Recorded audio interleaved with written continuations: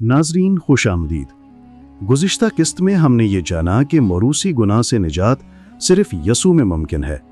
हमने देखा कि इंसान अपनी कोशिश से नहीं बल्कि फजल के वसीले आज़ाद हो सकता है। आज की किस्त में हम मौरूसी गुनाह के तसव्वुर को मुख्तलिफ मज़ाहिब और मसीही फ़िरक़ों की नज़र से देखेंगे ताकि हमें वाज़िह हो कि ये अक़ीदा किस तरह मुख्तलिफ तरीक़ों से समझा गया है। इस्लाम में मौरूसी गुनाह। इस्लाम आम तौर पर कहता है कि हर इंसान पाक पैदा होता है, अल-फितरत यानी फितरी इस्लाम, और गुनाह सिर्फ ज़ाती आमाल के ज़रिए शुमार होता है। कुरान में सूरह अल-बकरा 286 में लिखा है कि अल्लाह किसी जान पर उसकी ताकत से ज़्यादा तकलीफ़ नहीं डालता, हर एक के लिए वही है जो उसने कमाया। इसके मुताबिक आदम का गुनाह इंसान पर मुंतकिल नहीं हुआ। लेकिन सवाल यह है कि अगर इंसान सिर्फ ज़ाती आमाल का जिम्मेदार है तो फिर फितरी झुकाव, हसद और गुनाह की तरफ रग़बत कहाँ से आती है? दुनिया में हर जगह बदउनवानी, नफ़रत और झूठ क्यों पाया जाता है? ये पहलू इस्लाम के नज़रिए को मंतकी तौर पर कमज़ोर बनाता है, जबकि बाइबल वाज़े तौर पर नस्ल दर नस्ल गुनाह की हकीकत बयान करती है। यहूदियत में नज़रिया।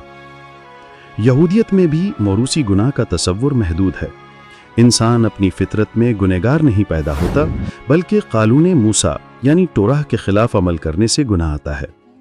बाज़ यहूदी उलमा का कहना है कि आदम का गुनाह इंसानी फितरत पर असरअंदाज हुआ, लेकिन हर इंसान अपनी जिम्मेदारी का पाबंद है। मसीही फ़िरक़ों में इख्तिलाफ़ात। मसीहियत में भी मौरूसी गुनाह के बारे में मुख्तलिफ राय है। कैथोलिक अक़ीदा कहता है कि आदम का गुनाह पैदाइश के वक्त सब बच्चों में मुंतकिल होता है, इसलिए बपतिस्मा यानी बैप्टिज्म लाजमी है ताकि गुनाह की फितरत धो दी जाए। ऑर्थोडॉक्स भी मौरूसी गुनाह मानते हैं, लेकिन ये कहते हैं कि हम गुनाह में मुलव्विस पैदा नहीं होते, बल्कि गुनाह की एक बीमार हालत हमें मिलती है जो ज़िंदगी के दौरान हमारे अमाल से बढ़ सकती है। प्रोटेस्टेंट फ़िरक़ा भी मौरूसी गुनाह को मानता है और ये कि पैदाइश से इंसान गुनहगार है और निजात सिर्फ ईमान के ज़रिए मुमकिन है। ये इख्तिलाफ़ात इस बात को ज़ाहिर करते हैं कि सब मसीही फ़िरक़े आदम के गुनाह के असरात को मानते हैं, लेकिन उसके इलाज और तफसील में फ़र्क है। बाइबल का मौक़िफ़। रोमियो 5 में 12 से 19 में पौलुस रसूल लिखते हैं कि आदम के गुनाह के सबब से मौत आई और सब इंसान उसमें शरीक हुए। ये वाज़े करता है कि गुनाह सिर्फ एक शख्स की ज़ाती हरकत नहीं, बल्कि पूरी नस्ल के लिए मसला है। अमली असरात। अगर हम मौरूसी गुनाह को समझें तो हम आजिज़ी सीखते हैं, क्योंकि हम जानते हैं कि अपनी क़ुव्वत से निजात मुमकिन नहीं। हम दूसरों के साथ हमदर्दी पैदा कर सकते हैं, क्योंकि सब इंसान इसी हालत में पैदा होते हैं।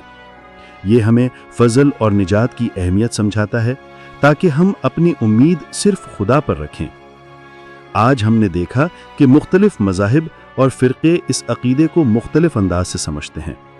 इस्लाम और यहूदियत ज़्यादा ज़ाती आमाल पर ज़ोर देते हैं, जबकि मसीहत में आदम के गुनाह का असर नस्ल दर नस्ल देखा जाता है।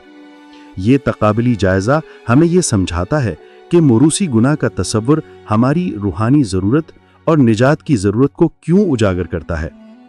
अगली किस्त में हम बात करेंगे आम एतराज़ात और सवालात।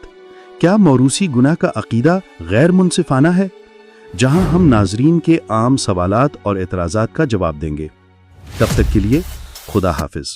अगर आपको ये वजाहत फ़ायदेमंद लगी हो तो वीडियो को लाइक करें, शेयर करें और अगली किस्त के लिए चैनल को सब्सक्राइब करें।